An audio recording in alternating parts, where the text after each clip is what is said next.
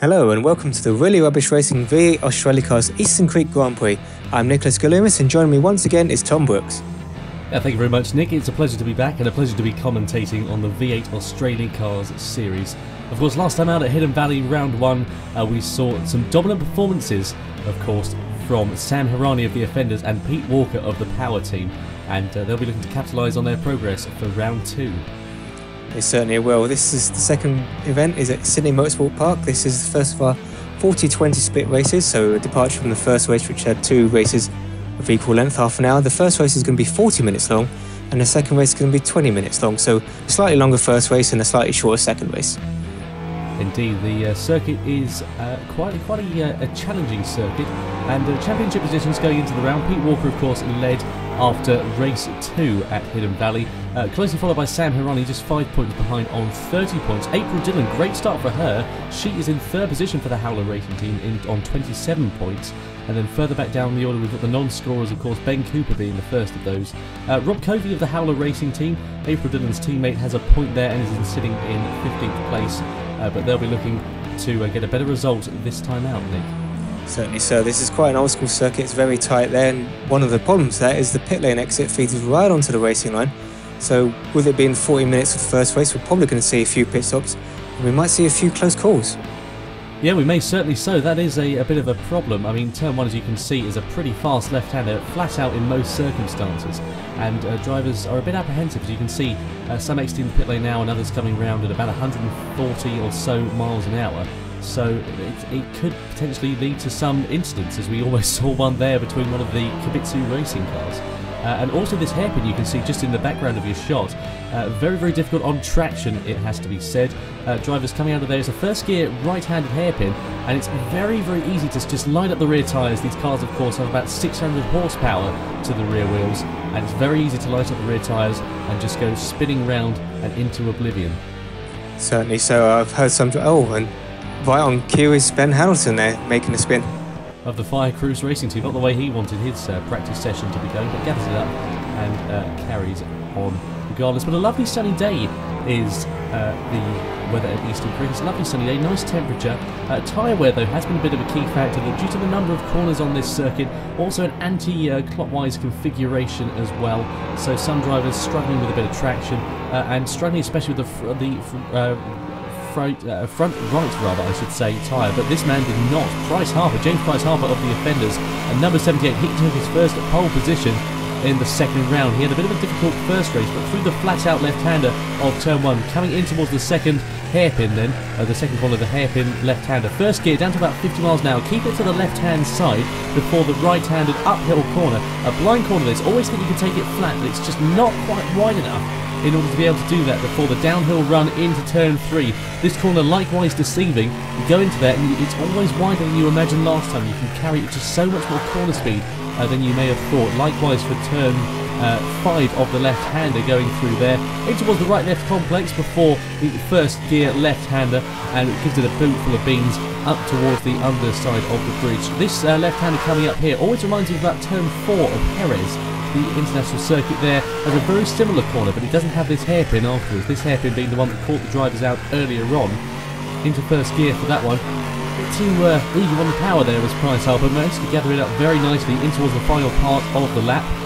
So flat out in through the right-hander, fourth gear, clips the curb nicely into the left, and then runs it out wide, keeps a nice line, clips the apex up the inside into the final corner. In this corner you can always carry so much more speed than you thought you could onto the final run before the lap is completed. And James Price-Harper, he'll be crossing the line about 150 miles an hour for the Offenders driver, and he took pole position. A great lap from the Briton. Well, a great demonstration there by Price-Harper that this is a circuit where you have to be, it's all about how brave you are, how much speed you think you can carry into an outside of corners. It certainly is. I mean, that first corner it's very tight, actually, as you mentioned earlier on, Nick, and it's very tight, and given the number of drivers, about 22 drivers, I believe, going through turn 1, it could be incident aplenty come the race, which will be underway fairly shortly. But Nick, if you want to take us through the grid, James Price-Harper on pole. Yeah, certainly, and it's no surprise to see that top 4, Ollie Knight, Hirani and Lee Harrison, they're all front runners from the previous season. Tom Bellingham, yet another good qualifying position for him. He's shown that the V8 Australicars is kind of the car that suits him. Jamie Hunt, this is the first time out for him. He's a well-known picking Really Rubbish Racing. He starts in 8th position. April Dillon in 9th. That shouldn't be too much of a worry for her, because we saw in the first 2 races that she's much better on her race pace than she is in qualifying. Pete Walker the same, starting directly behind her in 11th position. Coming for some more familiar names in the upper midfield is Alex O'Dell, Neil Crawford, Dan Thorne, Craig RlyR there, good qualifying from him in 6th position. And then we're coming down to the back. There's Niall O'Connell, another Really Rubbish Racing veteran, making his first out in the season. James Lambert, he started near the front in the first event, but he'll have a lot more work to do to get a good result this time round. Dave Morley, and there's Tom Brooks at the back. Yeah, Tom Brooks rounding off the field, 5 seconds off the pole time of Price-Harper. He'll be disappointed. The Young Offenders teammate, of course, as you mentioned, is the debutant Jamie Hunt. He'll be making his debut for the Young Offenders as well in the spectacularly bright liveried Carglass Ford. So he'll be looking to capitalise and make some good progress to the field, starting in 7th position. This, of course, a rolling start, unlike we saw at Hidden Valley. So the cars will purely line up in grid order and line up side by side as they come down for the race start. On board then with the pole sitter James Price-Harper, number 78, as we wait for the race to get underway. He leads the pack and essentially controls the field. There he are, gives it the bootful, and the cars are ready then to get underway. The 5 red lights are on. And then we wait. Round 2 of the V8 Australicars Championship is go. It's Knight who gets the jump then on Price-Harper straight away. He moves to defend from Lee Harrison up the inside. Sam Harani moves towards the outside. It's Ollie Knight leading from James Price-Harper. Lee Harrison there going up the inside of Price-Harper. We saw through there. Are they all going to make it cleanly through turn 1? I believe they did. Knight leads then ahead of Price-Harper. Lee Harrison looking to make a move up the inside of Price-Harper. Then Sam Harani there just defending from one of the Howler racing cars in 4th position. I think that might be April Dillon who's made a good start. But Lee Harrison there getting all sorts of out of shape, and that'll allow Sam Harani a run perhaps into turn 3. No, not quite. So is Ollie Knight in the Junior Motorsports car, leading it from James Price-Harper ahead of Lee Harrison in the Defenders Holden, and then 4th place is Sam Harani, also of the Offenders. Well, it's a dream start from Knight. He didn't have a really good event last time out. He started at the front of the field both times, but didn't score any points in either of the races. But he's going to look to be trying to score the maximum points here. But Price-Harper is certainly not letting him go. Was kind of sleeping at the start, even though he was leading the field away. Ollie Knight was ahead of him even before the start, even before the green lights went on. But James Price-Harper is really eager to get back that first place. He is, and James Price-Harper piling on the pressure now to Ollie Knight. He's all over his gearbox and will be looking to potentially get into the slipstream. Just bide your time there, James, and get into the slipstream, and then he could potentially launch a move up the inside into turn 1. Not potentially the favourite overtaking spot, but it could be something that Price-Harper potentially uses to his advantage. But he's also got to take into account, of course, Lee Harrison of the Offenders close behind as well. Sorry, the Defenders rather, of Lee Harrison. So his sister team, we see a yellow flag also on circuit as the cars come on to lap 2. But Price-Harper got a good run then out of the first corner in towards the left-handed hairpin. He's not going to be able to make a move that goes up to the outside. I thought he might try and get the cutback in towards turn 3, but he doesn't manage to do so. And Ollie Knight still leads the way ahead of Price-Harper.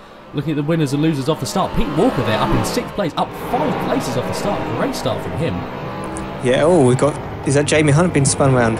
It is Jamie Hunt, the debutant, number 16. He spins round of the Young Offenders. Have a look on board with Rob Covey, the chap who just, I think it might just been a bit of over-optimism there from number 43, Rob Covey, allowing one of the Valor racing cars through as well. Not what he would have wanted. Price-Harper there, a bit of a gap now towards Ollie Knight onto lap 2. Must have just lost a bit of ground, and he's also going to have to take into account, of course, Lee Harrison there, very close behind. And don't forget about Sam Harani, and also Tom Bellingham. If anything spills up between these front 4, Tom Bellingham there of the Offenders will be looking to make progress. Yeah, Bellingham is impressively keeping pace, even though it's only lap 2. We are used to seeing these cars just rocket off from distance, and Price-Harper, as you heard, is losing a bit of distance, Ollie Knight. And in fact, if anything, Lee Harrison is the one who's threatening the places ahead of him. It's crazy how things change in a lap. Price-Harper, they're going a bit wide into the final corner. As we mentioned in the pre-race discussion, of course, tyre wear is going to be a key factor. Perhaps we could see a bit of tactical... there's something that's not tactical. No. Alex O'Dell going straight round down into 18th position. A shame there for the power driver. He drops down, but manages to gather it all up. I think just a bit too eager on his right foot. Willard also going round. Gathering it up though nicely, at least, and just avoiding Alex O'Dell. So 2 separate incidents in the same corner. Here's Lee Harrison then under increasing pressure from Sam Harani in 4th position. The reigning Really Rubbish Racing champion is all over the back of the Holden of Lee Harrison then, going through the right-hander, downhill towards the other right-hander. I'd be very surprised then if Hirani managed to make a move. That's very much one at a time through there.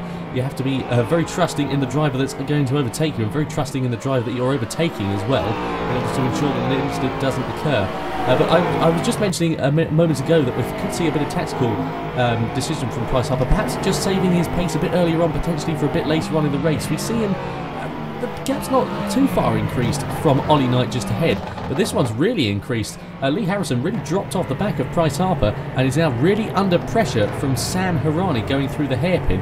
This one, of course, where drivers are lighting up the rears and suffering such a loss of traction, but Price-Harper looking a bit closer as the lap 3 comes to an end, but it's Ollie Knight still comfortably, or relatively comfortably, out in front as he comes to start lap 4 there, Nick.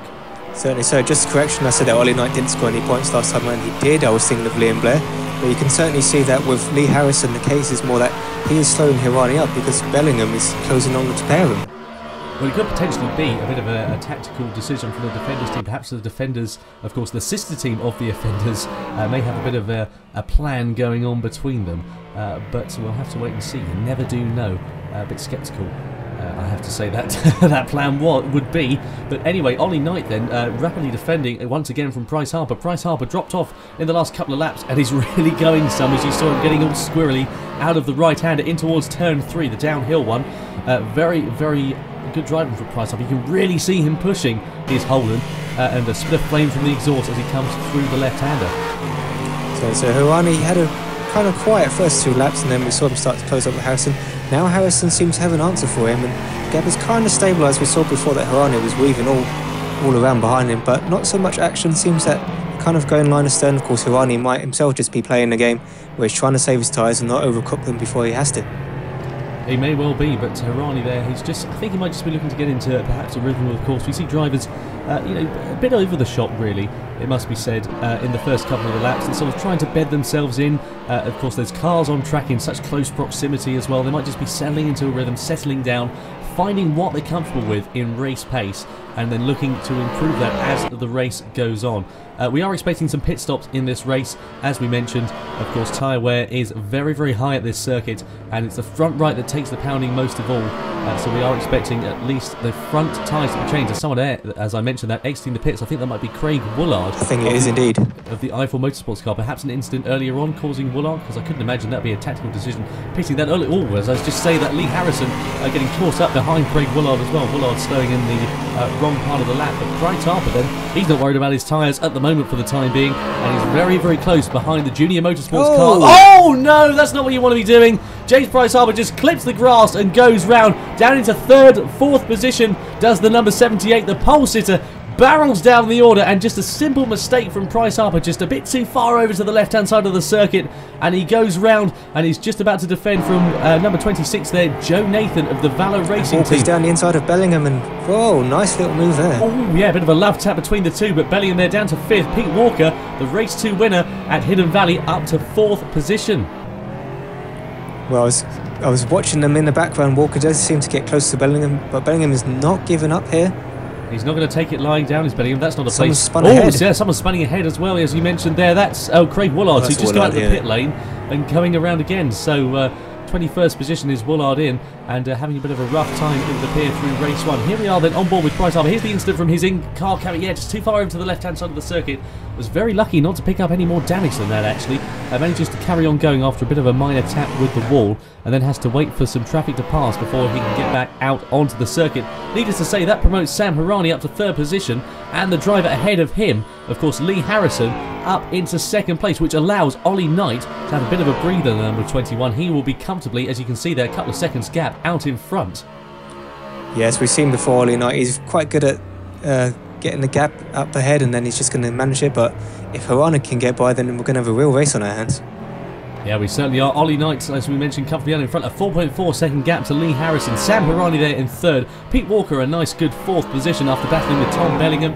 April Dillon sitting comfortably in 6th position after a good start from her. Joe Nathan in 7th. Campbell Wallace there, very quiet race in the Kibitsu Racing team so far. He's in currently 8th position. Jamie Hunt also made a good recovery from an earlier incident. He is in 10th place. So it goes to show the pace of the young offenders driver, as we see Lee Harrison there going a bit wide through the left-handed corner. That allows momentarily Sam Hirani just to close up a little bit more. The number 7 against the number 1. Will Sam Hirani potentially be thinking about a move into the latter part of this lap, potentially onto lap 8, maybe getting the slipstream into the final corner, or getting the line into turn 1 perhaps. Price-Harper's in the pits. He is, so maybe a bit more damage than we first imagined. Price-Harper then down to 20th position after that pit stop. Of course, that'll be he'll move up the order due to his pace, of course, and as well the other drivers making a pit stop around him, but that is severely hindered Price-Harper's progress at the moment. Needless to say, 20th position is not where he imagined. He wanted to be battling potentially with these guys, probably with the chap who's ahead of these two, Ollie Knight. But Sam Hirani then got a great run on Lee Harrison up the inside, maybe into the hairpin, not quite close enough. Lee Harrison firmly shutting the door and stamping his authority. You may have seen Lee Harrison in the last round, of course, running a different livery to this. He ran the Samsung livery along with Liam Blair, but he's running a different Spider-Man style livery, and very distinctive as well. Yeah, it's a very nice livery indeed. And the one is just getting a little bit scribbly around the back. Maybe his rear tyres are going in on that dirty air. Maybe so. I mean, the dirty air is something that drivers need to take into account, of course. Lee Harrison has got a bit of an advantage in the fact that he's got the clear air as well, and it does upset the balance of your car, the dirty air. It makes you understeer a bit more, and you just don't quite have the same sort of performance edge as you would do in clean air. Something that Jamie Hunt here will have to take into account against Dan Thorne, number 802. He had a bit of a torrid round in round 1, did the Independables driver, and is defending then from the offenders driver, young offenders driver of Jamie Hunt, making his debut in the class. 10th position is currently where Jamie Hunt is sitting. Tom Bellingham there in 9th place. So he's very, very on the edge, is Hunt, and is potentially just maybe eyeing up a move, and he's very close up the outside. He's all a bit of a love tap there into the hairpin. Tom Bellingham did slow down a bit there, so not entirely sure what happened there, but Bellingham there just slowed a bit more into the corner, and Jamie Hunt was caught unaware. On board then with Sam Hirani. Is he finally going to be able to make a move up the inside of Lee Harrison into turn 1? This will be a spectacular move if he can pull it off. And he can! Great then from Sam Hirani. The defending Really Rubbish Racing champion slots himself up into second place with a spectacular overtake on Lee Harrison. Great move there. That was sublime. I mean, there's almost a nothing braking zone, and yet somehow he managed to stuff it down the inside, and Harrison really had no choice but to let him go through. I think Jamie Hunt has potentially taken a bit of inspiration there from Harrison, from Hirani there as well on Harrison, but he's just not quite close enough. You can see how much visibly quicker Hunt is than Bellingham at this stage in the race. Perhaps Bellingham suffering with some tyre wear. Dan Thorne, sorry, I apologise. You are quite right. The Independables driver, rather. He says going into turn 3, but yes, Dan Thorne defending from Jamie Hunt rather, and Dan Thorne struggling with his pace, but that's very close quarters between the two into the left-hander, but isn't quite there. Hunt is the room for him, and Dan Thorne lives to fight another day. Of course, all the while this is allowing Alex Odell to creep up to the back of him, so Dan Thorne is definitely holding Jamie Hunt up and is looking quite scribbly. Ooh, just a little tap between them, but that is how Hunt likes to set his car up, and it's going to go around the outside. That would be a spectacular move, given the lack of grip, especially at this hairpin. And he does so. Does he manage to put it off, though? I wonder whether Bellingham will be able to cut back up the inside into this. No! Great move there from Hunt, so he pulls it off. Up into 9th place is Hunt on Dan Thorne, then. Well, that was incredible. I mean, that hairpin, we've seen cars struggling all day, all through qualifying. And then Hunt just says, I'm just going to go around the outside. Yeah, certainly showing his authority and demonstrating that he means business, but this is going to play into the hands then of Dan Thorne once more. The number 802 is in the slipstream once again and could potentially take the position back that Hunt has just taken from him around the outside into turn 1. I don't think so, but that allows Alex Odell to get very close up the inside. Going to take 10th position and into the final point scoring places. Odell into the hairpin if he can manage to get the traction out of it, and I do think he has done and has got the position. And his next target then is, of course, Jamie Hunt in 9th. Great progress from the number 23 of the power driver. He's up into 10th. Yeah, it was a wonderful little bit of opportunity. And Dan Thorne thought about going back on Jamie Hunt to try and get position back, but of course it allowed him to be under attack by Alex Odell, who said thank you very much. He certainly did. Lap 10 we're on now of 27. We're expecting drivers to be coming in about the mid-stage in the race, so potentially a few more laps to go. Maybe some drivers opting to stop a bit earlier, a bit later perhaps, and then running quicker in their final stints. But some drivers already reporting a bit of tyre wear, especially, I should imagine, the likes of these drivers who are pushing. So Alex O'Dell will probably be using his tyres to his full advantage, whereas of course someone like and I think he's got past Hunt now. He has as well. That's a great move there from Alex O'Dell. Up into 9th place is the number 23, but Hunt again not going to take it lying down. And 10th position is now Hunt, so he made it up into 9th and he's now back down again to 10th. He'll be a bit frustrated, and that'll put the fear of put the determination back into Jamie Hunt, and he'll be looking to capitalise and potentially make it ahead. But Alex O'Dell romping clean away on the straight, somewhere where I thought that Jamie Hunt would be able to make up the time that he might lose against O'Dell, but doesn't quite manage to do so, and O'Dell just romps away. Both go wide out of turn 1. That was quite fortunate for O'Dell, because if he'd gone wide and someone like Hunt hadn't, for example, of course he'd have probably been up the inside of him into that hairpin. And you can see that Hunt is known for being very strong on the brakes, and you can see just how much time and distance he made up on O'Dell just in the second corner there. You see him sliding around. That is Hunt's setup system. He likes a car that can kind of rotate around itself very easily. But I wondered if that's leading to increased tyre wear. Yeah, maybe so. I mean, he takes a lot of... I've noticed from his driving thus far, he takes a lot of corner speed into the entrance to the corner, which causes his car to understeer. But he's got it set up, as you can see, they're turning the wheel more lock than O'Dell had in that corner, for example. He's taking a lot of corner speed in, not necessarily scrubbing the speed off as much as one would imagine, but he's also counterbalancing the understeer with a bootful of oversteer as well. So like you say, he likes his car to be moving about a lot, and these cars are very, very difficult to drive, as we see a recovering spinner there. I think that might be the Kibitsu racing car. And who's off? That's Pete Walker. It is Pete Walker, you're quite right. The teammate to Alex O'Dell off in the final corner, then gets back fighting another day, and on lap 12 we saw Pete Walker there just going off, and he is now into the clutches of Tom Bellingham again. And it's going very defensive straight away. He can't afford to give up any more time to Bellingham, minimal slipstream, but it just does cut in across. He judged Bellingham wasn't really going to make the move, but Bellingham just tucked straight in underneath, and he's going to have it go to turn 2. He's going to have the position maybe into the braking zone, so Bellingham carves it up the inside of Pete Walker. Can he manage to make it stick very close between the two? Fantastic racing. Don't forget about April Dillon close behind as well. And she could potentially take advantage of this as she gets a bit squirrely out of there. But Tom Bellingham then gets in ahead of Pete Walker and up into 4th place. And on board then with O'Dell, who's ahead of Campbell Wallace, who spun earlier on in the lap.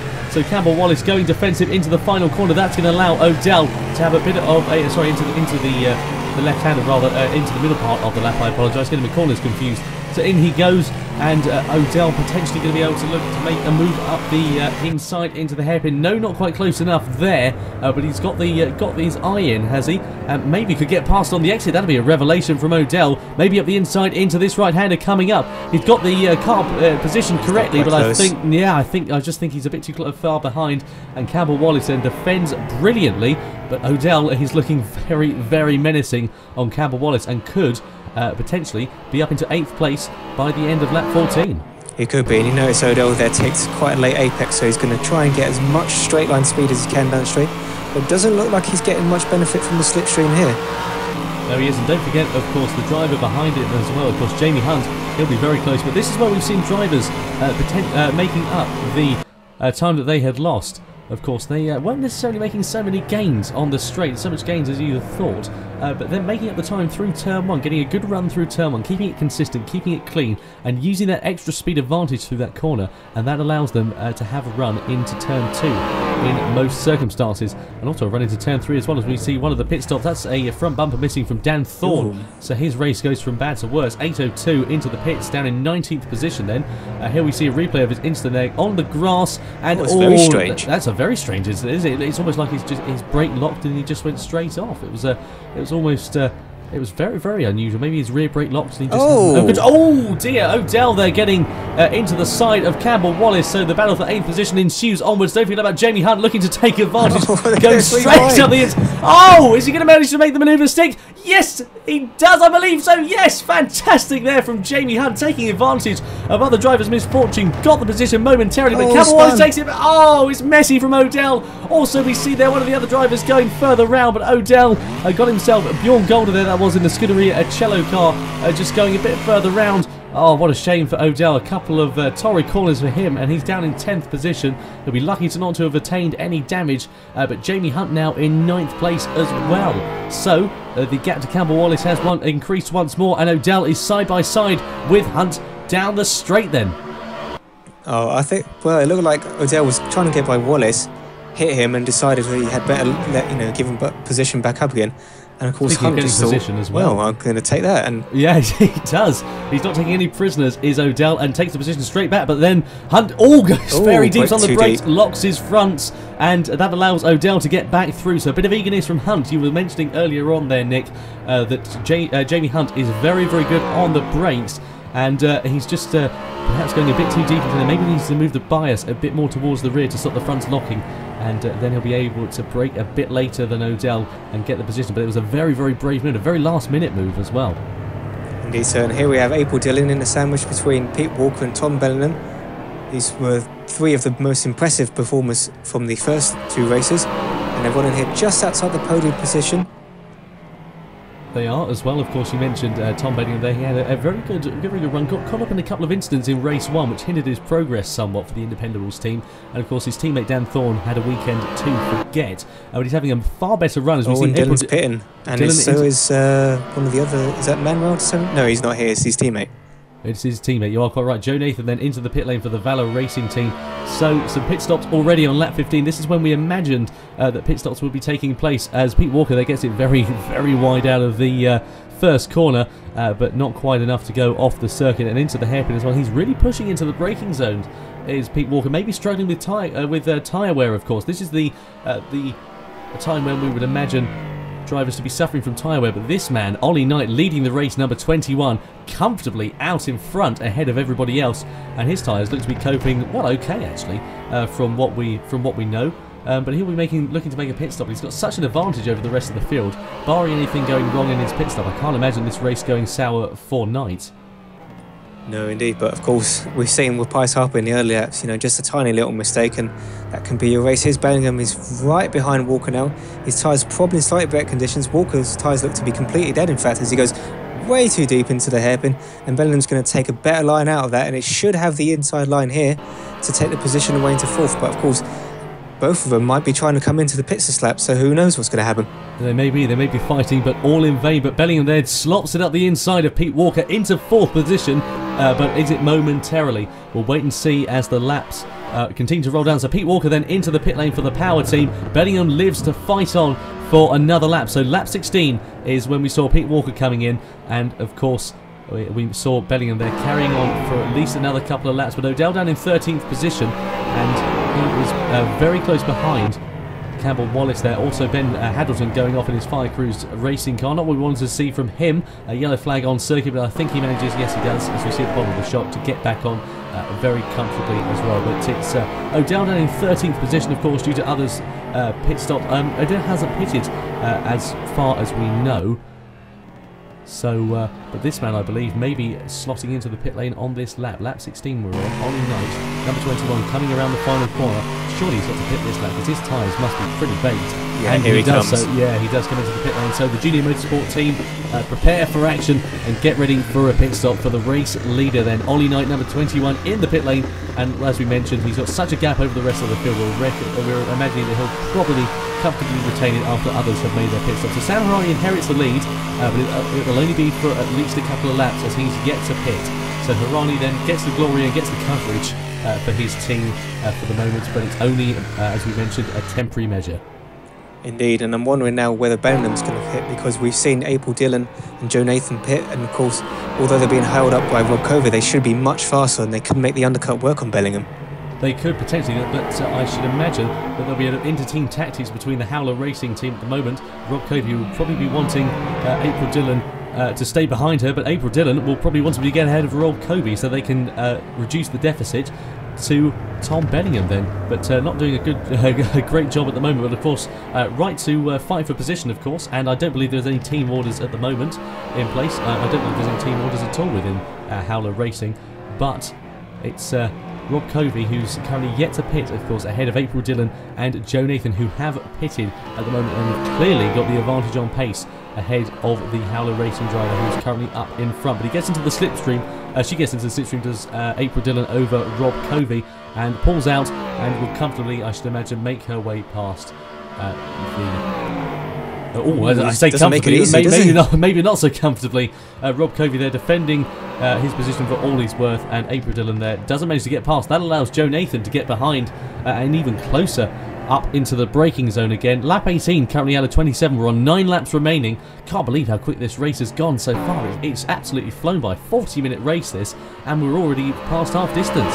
So, nice setting the fastest lap there, yeah. He is, yeah, 127.535, so astonishing pace there from Ollie Knight. Not far off, actually, his qualifying pace as well, if not a bit better than.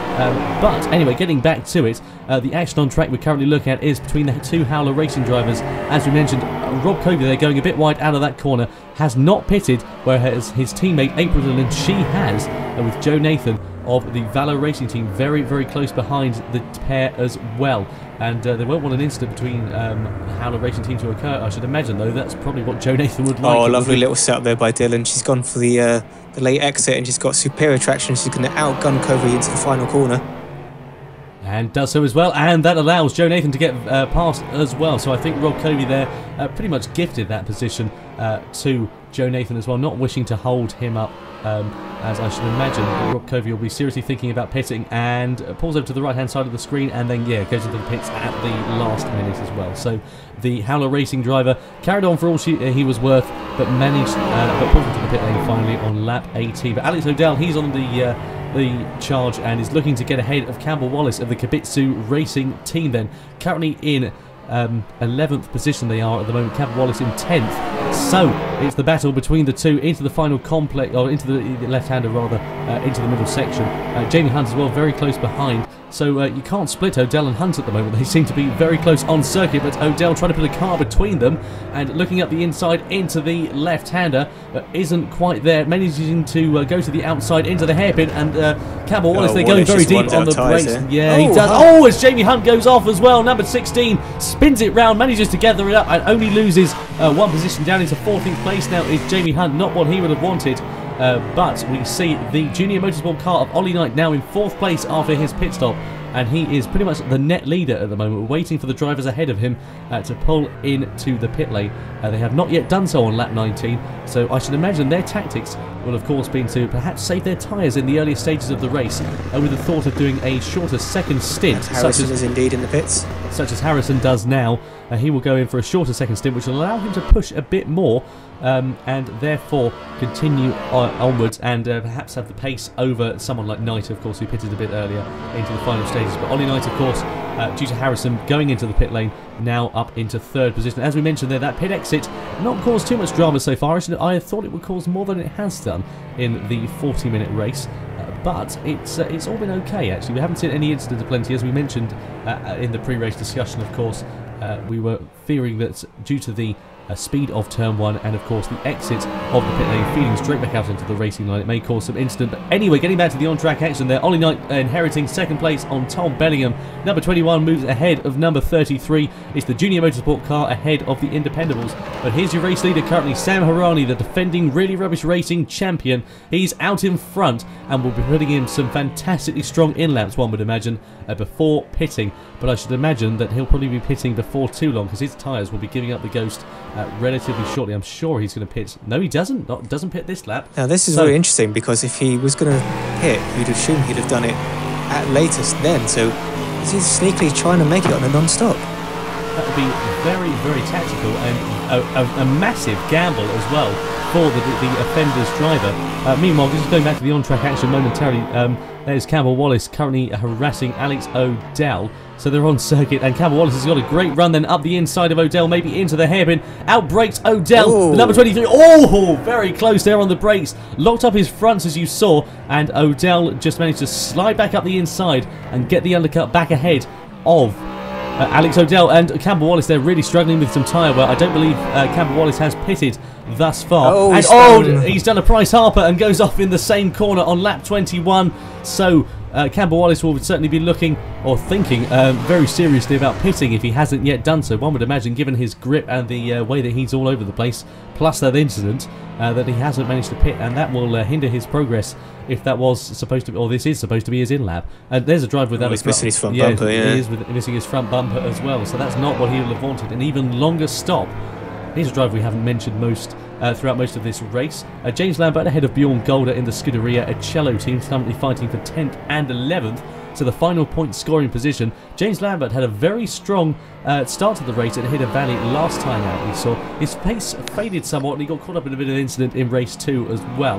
But he had some very strong showings and demonstrated that he could potentially be a regular points finisher, if not a podium contender, which would be much to the satisfaction of the Tropico Motorsports team as well as Lambert himself. But he's now defending from Golder as the cars come onto lap 22 for them, and Golder comes up the inside into the first corner. Can he make the move stick on Lambert? Oh. No, oh no, bit of contact between the two.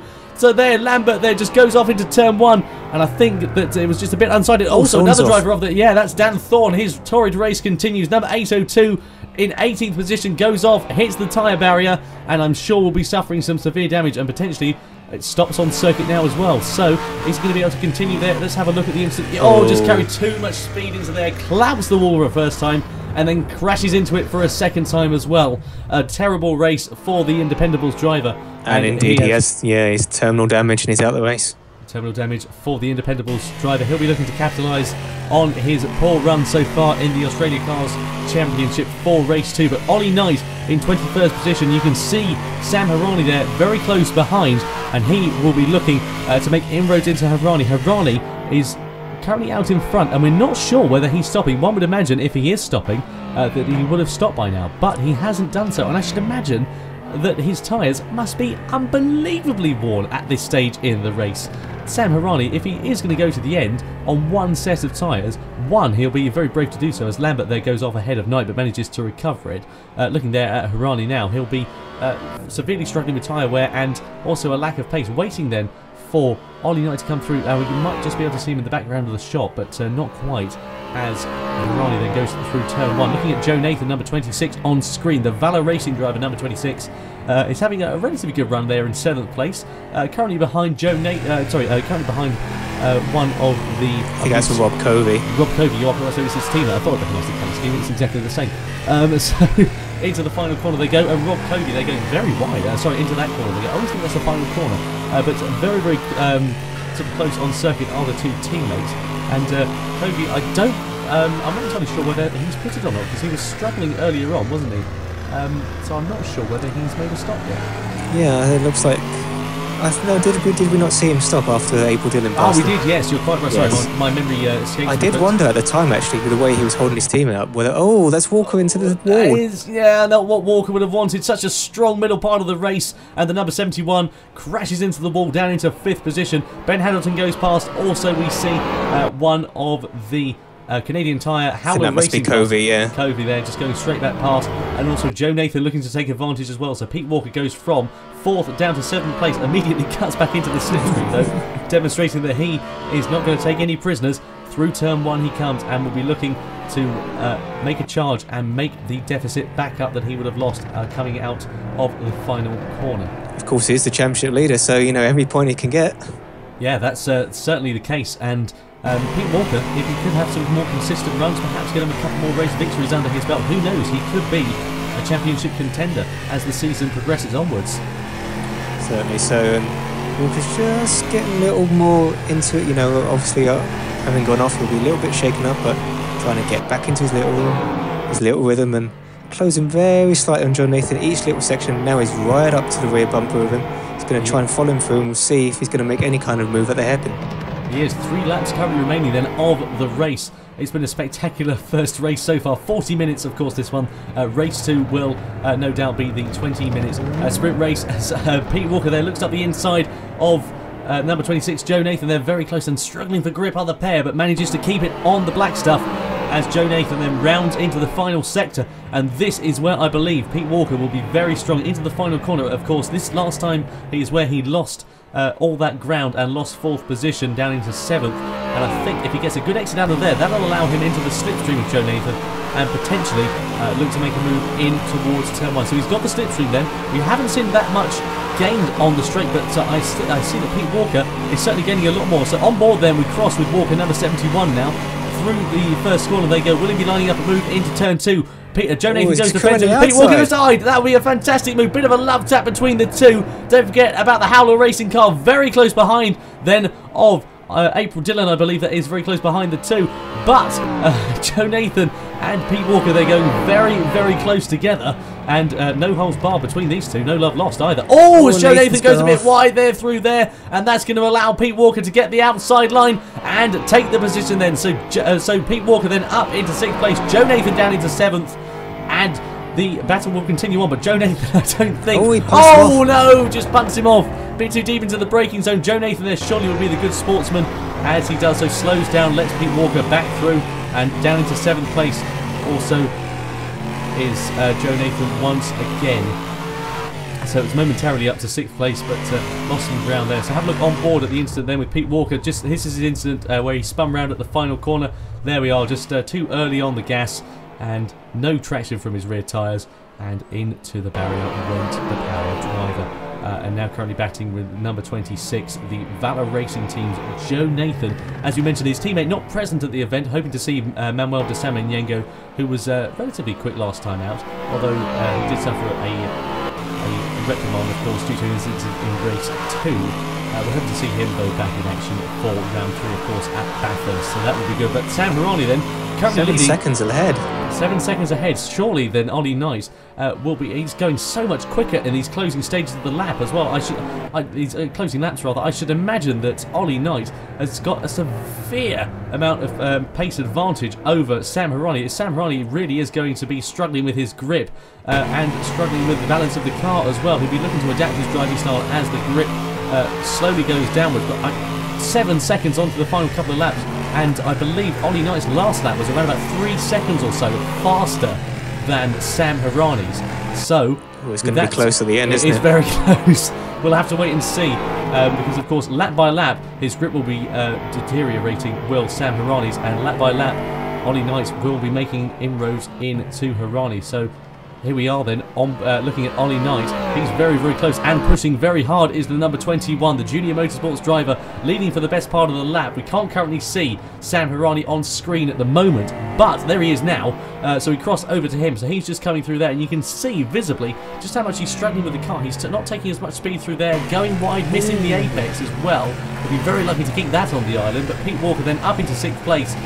71 is Pete Walker, of course, ahead of Joe Nathan, number 26 at the moment. So this battle continues onwards. Great onboard shot as well. I'm loving this view. Oh, it's lovely how they just put it right there between the two rear wing supports. And as he's coming up to Craig Willard, so obviously that's a lapped car, he gets straight out of the way. Yeah, nice driving there from Craig Willard, recognising the blue flag situation and getting nicely out of the way, not holding the drivers, of course, ahead of him, a lap ahead of him, up. So it's all to play for at the front of the field, and all to play for further down as well. These guys battling for minor points finishes. 7th place currently is where Pete Walker is sitting at the moment. 6th place rather. Joe Nathan there in 7th. So not too bad from these drivers. They'll be mildly happy with their progress. I should imagine Pete Walker will be somewhat frustrated after his pace in the mid stages of race 1, but hopefully we'll be looking to capitalise on that. Of course, race 2 is a reverse grid event as well, so the driver who finishes in 8th place, as we know, will, I believe, start the second race from pole position. Is that correct then? That is the case, and I think, contrary to what we've been saying, that 8th position is actually Rob Covey, not April Dillon. Of course, we didn't have the live timing for quite a few laps, and we confused ourselves there. But it surely should be April Dillon who's up there in 5th position, and Covey who is there in 8th. I think I'm quite right. Apologies about my blunder on that part then, but 771 Pete Walker as the cars come onto their penultimate lap then. Penultimate lap still led by Sam Hirani. The deficit though has decreased again somewhat. It's really going to be all to play for. Could be a last lap banzai move then from Ollie Knight. Will we wait and see? We'll have to wait and see as we look at this battle then continuing onwards.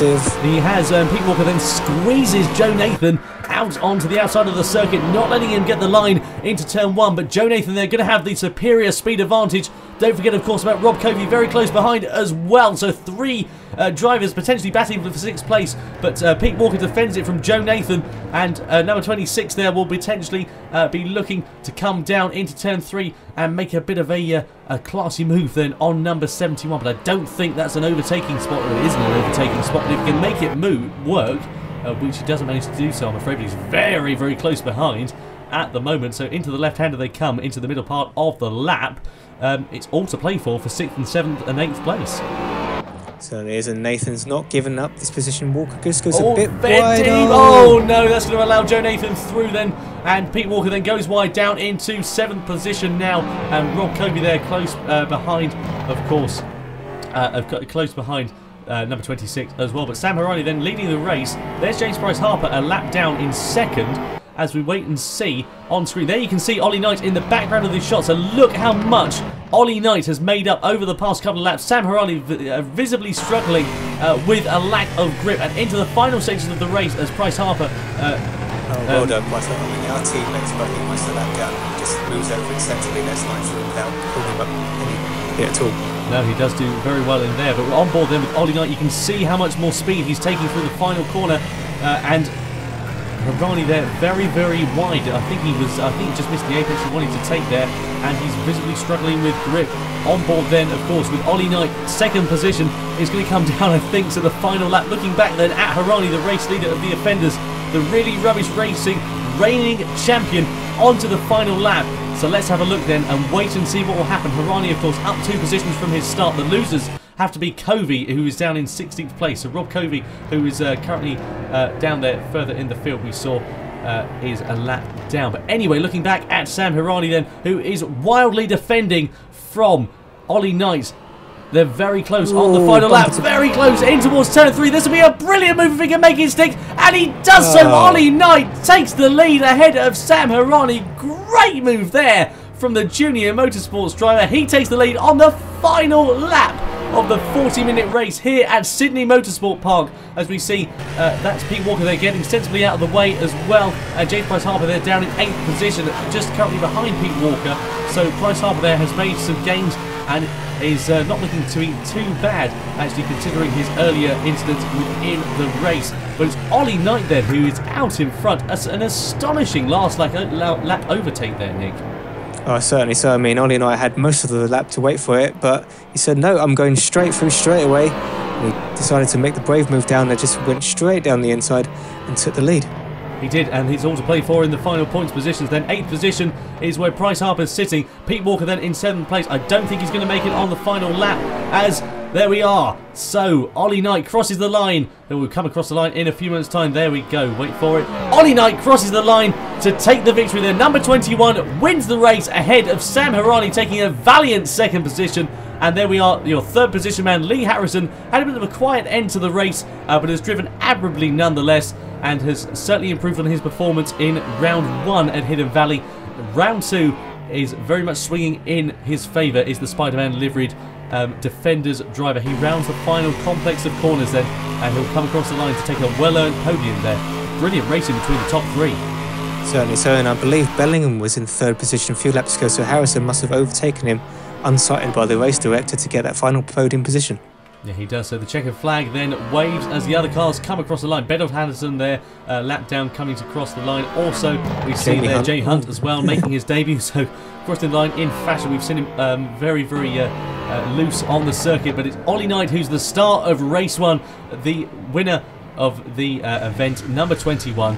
And had an absolutely fantastic start to the race. Led for a long time. Made his pit stop, and we thought he would make the position back, but it was only until the final lap, and that allows him to have 20 points in the championship. So Ollie Knight takes the 20 points ahead of Sam Harani. Lee Harrison in 3rd, Tom Bellingham 4th, April Dillon 5th, Joe Nathan in 6th, Pete Walker there 7th, Price-Harper made a good recovery into 8th position, and we saw the final point scorers, Alex O'Dell mixed up in there as well. Jamie Hunt disappointed with 13th, one would imagine. Campbell Wallace there down in 17th place, 2 laps down, not what he would have wanted. And the championship standings are as follows. So Sam Harani then 4 points ahead of Pete Walker. 45 points he's on now after race 1. The offenders driver improves and takes the lead of the championship. Pete Walker down into 2nd. Ollie Knight up into 3rd. April Dillon then down into 4th, with Price-Harper likewise down into 5th position. Nice to see Bjorn Golder making his debut onto the championship standings. And we see the drivers, of course, further down the order. Tom Brooks there yet to score a point. Likewise, the Independables driver, Dan Thorne, as well. So what does this mean for the team's championship? Well, not a lot of change at the top. The offenders still retain their top spot with 68 points. Power Racing in 2nd with 52, so quite the deficit back. But let's have a look at some highlights then, Nick. Yeah, and as I mentioned at the start, it looked like RlyR had got the jump on Price-Harper, so presumably the stewards are okay with that. Didn't judge that he'd overtaken him unfairly before the start. But he took the lead anyway straight away into turn 2, defended it well. We saw a bit of to and fro before. There's Jamie Hunter who got spun there early on. So it was very close at the front there. Price-Harper spinning out very early out of his, I believe he was in 3rd position at the time. Of course. And then we saw this 3-wide battle there caused by Odell and Wallace coming together. And then Odell obviously spinning Hunt later on. But Odell fought his way back through and he had some good side-by-side action. Here's Walker and Bellingham. Also had a few moments side-by-side on track. Bellingham putting on a very nice late braking manoeuvre there. Yeah, there were quite a few incidents, aplenty, but there was a lot of overtakes as well, such as that one from Pete Walker, as we saw him lining up and getting around the outside then. Great move from him, but this was the overtake of the race for me, I have to say. Ollie Knight against Sam Harani on the final lap of the race. He took the lead with Harani struggling with tyre wear, and Ollie Knight won, of course, the race as we saw James Price-Harper take place. So there we are. Ollie Knight crossed the line to win. Sam Harani in 2nd position, with Lee Harrison rounding off the podium in 3rd place. What a great race. We look forward to you joining us for race 2.